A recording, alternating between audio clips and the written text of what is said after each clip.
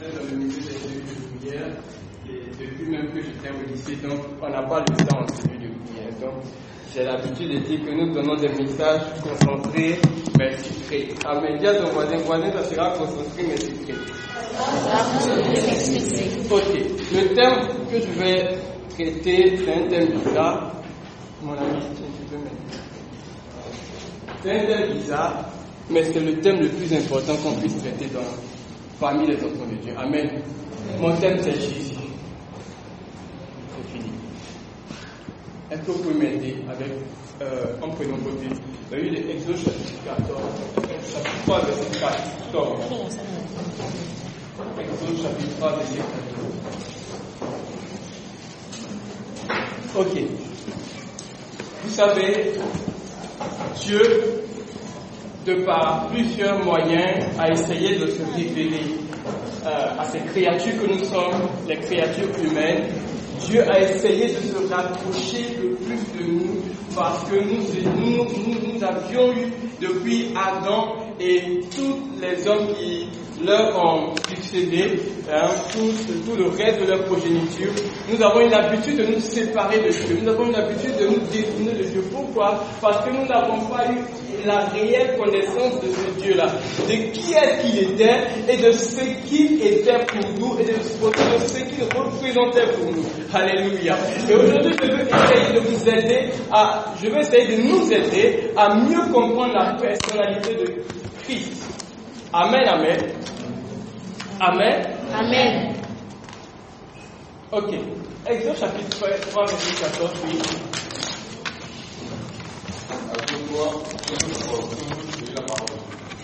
Dieu dit à Moïse, je suis celui qui suis, et il ajouta, c'est ainsi que tu répondras aux enfants d'Israël, celui qui s'appelle, je suis, m'a envoyé vers vous.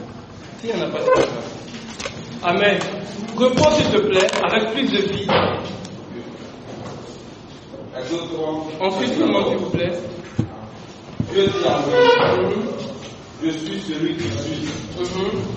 Et il ajouta, c'est ainsi que tu répondras aux enfants d'Israël. Celui qui s'appelle, je suis, m'a envoyé vers vous. Amen.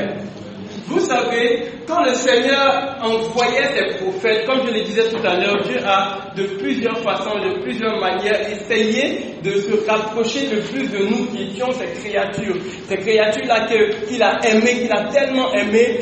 Dans le livre de Jean 3,16, on connaît tout ce passage, David dit qu'il nous a tellement aimés qu'il a donné même son Fils unique, afin que nous ayons quoi? La vie éternelle.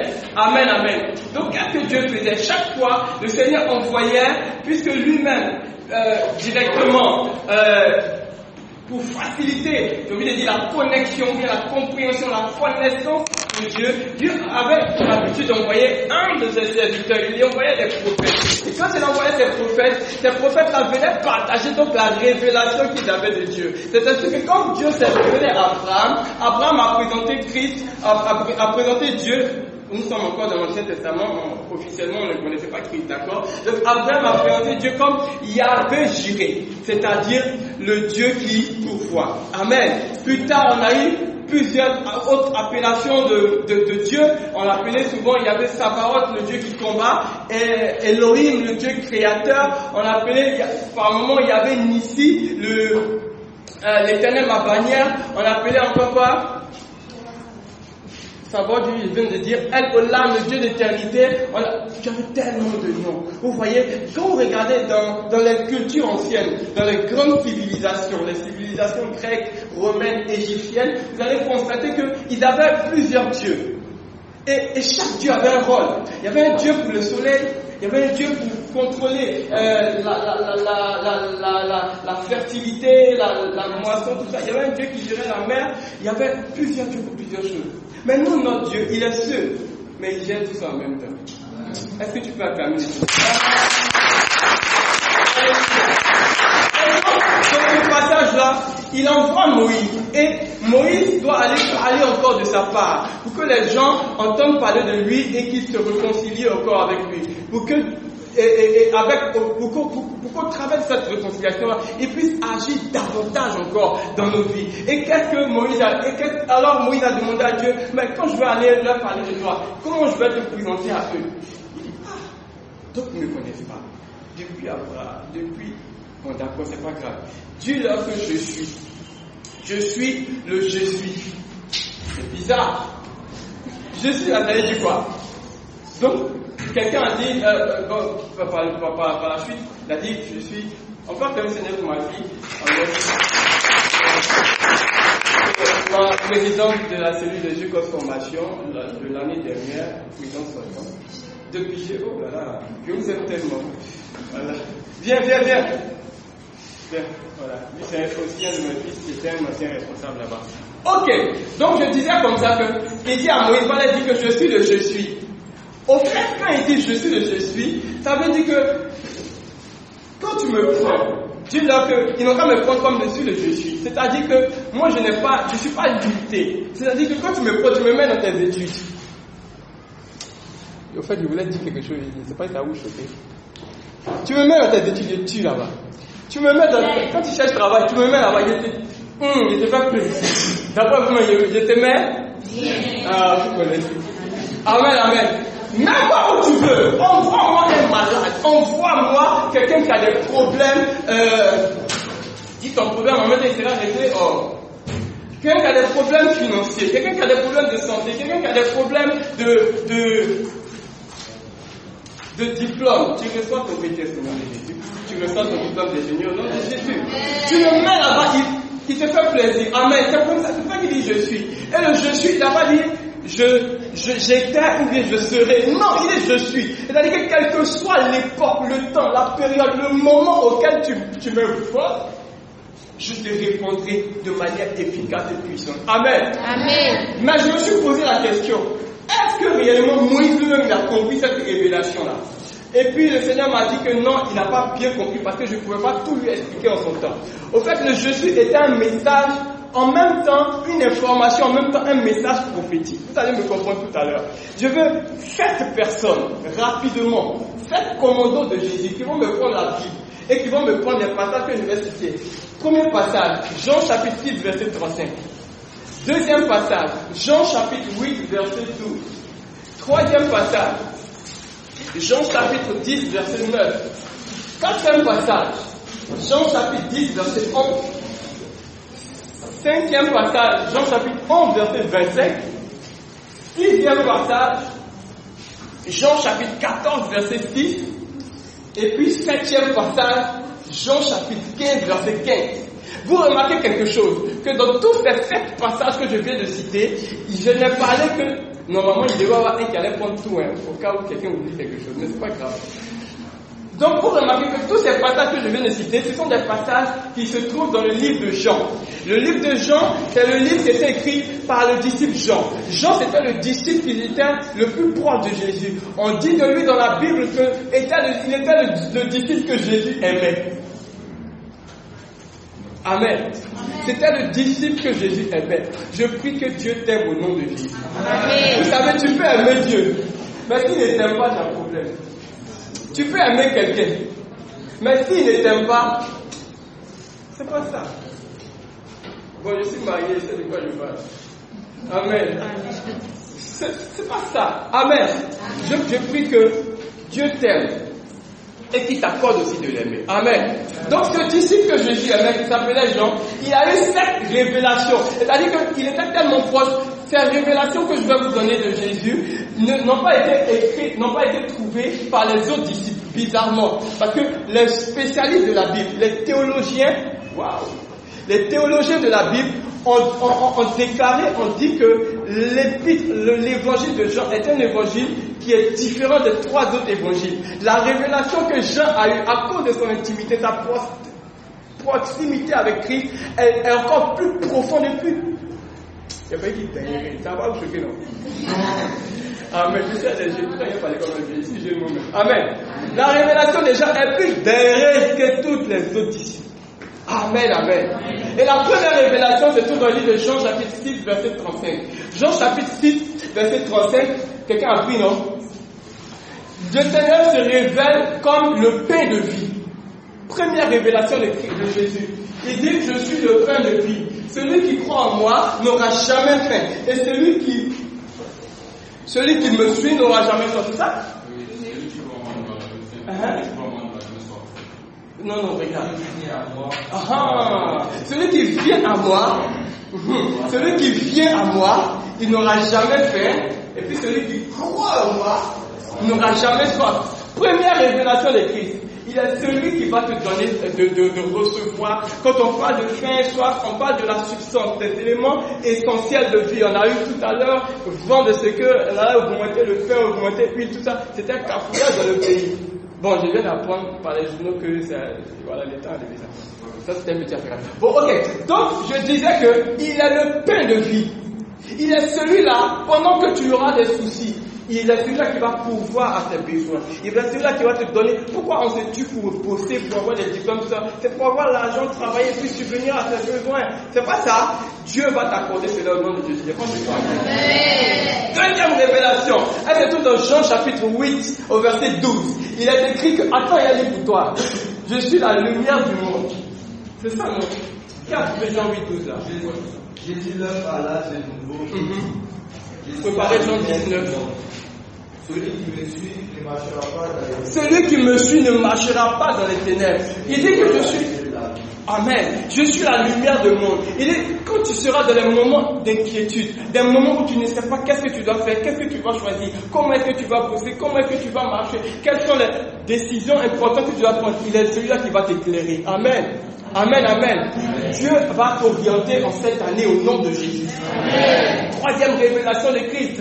Il dit en Jean chapitre 10, verset 9, je suis la porte des... Je suis la porte. C'est ça, non? Je suis Jésus et moi. Je suis la porte. Amen, amen. Pour quitter d'une ancienne dimension à une nouvelle dimension, il faut passer par une porte. Si tu restes dans cette salle, tu ne pourras pas évoluer, tu ne pourras pas passer à une autre étape de ta vie. Il vient te révéler en cette année, en ce début d'année, qu'il est celui qui va t'aider à aller dans une autre dimension au nom de Jésus. Il est la porte qui se place au devant de ta vie. Il est la porte qui se place au devant de tes projets. Et en passant par lui, en l'invoquant, en se conformant à sa parole, il te donnera d'accéder à ce qui t'a réservé de mieux dans ta vie au nom de Jésus. Amen. Troisième ou quatrième révélation, c'est ça. Après la porte, il dit qu'il est le bon berger. Jean chapitre 10, verset 11. C'est ça? Merci. Il est le bon berger. Le bon berger qui fait quoi? Il donne sa vie pour ses brebis. Wow. Il est capable de se livrer pour toi. Ce qui me plaît, c'est qu'il a dit ça. Au moment où il a dit ça, il n'avait pas encore donné sa vie. Et il a déjà donné sa vie. Et ce qui me plaît encore, c'est que la Bible déclare que par son sacrifice, nous sommes heureux, nous sommes bénis. Par son sacrifice, d'abord, le premier temps le plus important, c'est quoi? Le salut. Et et à côté du salut, il nous donne encore la grâce de recevoir tout ce dont nous avons besoin cette année. Je déclare que Dieu va te visiter en cette année. Parce qu'il s'est déjà donné comme un berger qui donne sa vie. Le berger, normalement, quand il donne sa vie, ça veut dire qu'il est prêt à te protéger. Un berger, son rôle, c'est de protéger son pâturage. Mais il dit que quand il va vouloir te protéger, même si quelqu'un veut le tuer, il est prêt à donner sa vie pour ne pas mourir pour donner sa vie pour ne pas que toi tu meurs. Amen, amen. Et ce qui me plaît, c'est que la mort n'a pas eu la victoire sur lui. C'est pas aujourd'hui que la mort va pouvoir le tuer. Amen, amen. Autre révélation de Christ. Jean chapitre 10, verset 11. La Bible déclare qu'il est le bon berger. On a dit le bon berger. Oui, 10, 11, 27. Hein? 11, 25, merci, pardon. On a fini à 10, 11. Donc, 11, 25, il dit qu'il est la résurrection et la vie. Donc, j'en parlais tout à l'heure. Jésus est la résurrection et la vie. Waouh! Tout ce que tu peux craindre sur cette terre de plus dangereux, là, c'est quoi? C'est pas la mort. Mais il dit qu'il a déjà vaincu la mort pour toi. Alléluia. Il a déjà vaincu la mort. Il est même ressuscité pour que toi, tu aies la vie. Mais pas la vie seulement que tu vis là, mais c'est la vie éternelle. C'est pour ça qu'il veut t'inviter à l'accepter sincèrement. Accepte Jésus, s'il te plaît, pendant que tu es là. Si tu ne l'as pas encore fait, et si tu pensais l'avoir fait, et que tu n'as pas réellement pris la décision de changer de vie, alors fais-le maintenant. Alléluia. Ok. On est à la quelle révélation de 6e révélation.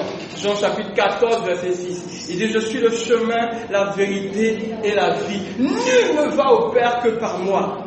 C'est ce que ça dit, non vérifié, c'est moi. Je suis le chemin, la vérité et la vie. Nul ne va au Père que par lui. Nul ne va à Dieu que par lui. Il n'a pas parlé de quelqu'un. Il n'a pas parlé de quelque chose. Il n'a pas parlé des gens. Il dit, si tu veux aller chez Dieu, si tu veux être sauvé, passe par Jésus. Amen. Parce qu'il est le chemin. Ce qui me plaît, il te donne la voie, il te donne l'orientation, le chemin. Mais il dit, c'est un chemin qui est sûr, parce que en même temps qu'il est le chemin, il est la vérité. Il y a beaucoup de chemins, beaucoup de chemins mènent à Rome. Mais un seul chemin mène à Dieu, c'est Jésus. Amen. Le chemin, la vérité qui va te conduire à la vie. La dernière révélation de Christ, Jean chapitre 15, verset 15, il dit, je suis le vrai cep.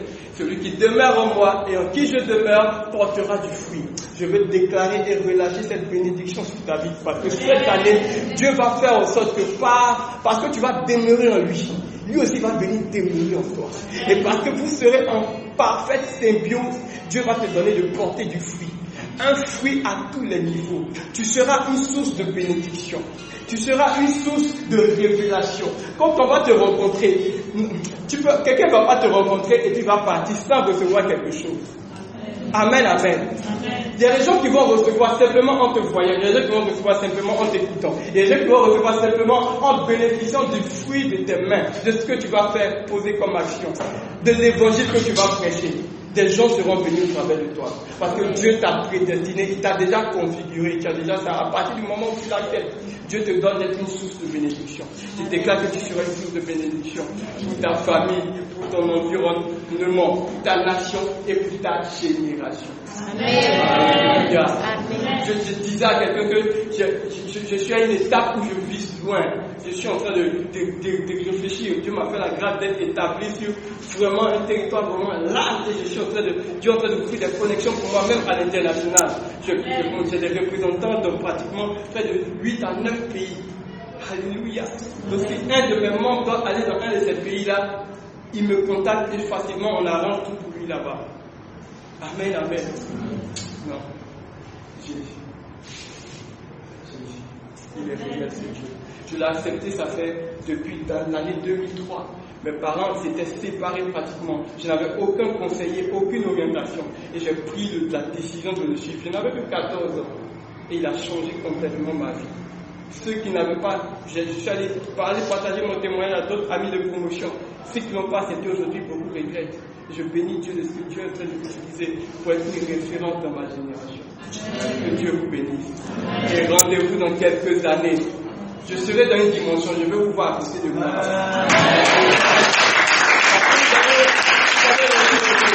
Vous avez reçu le secret.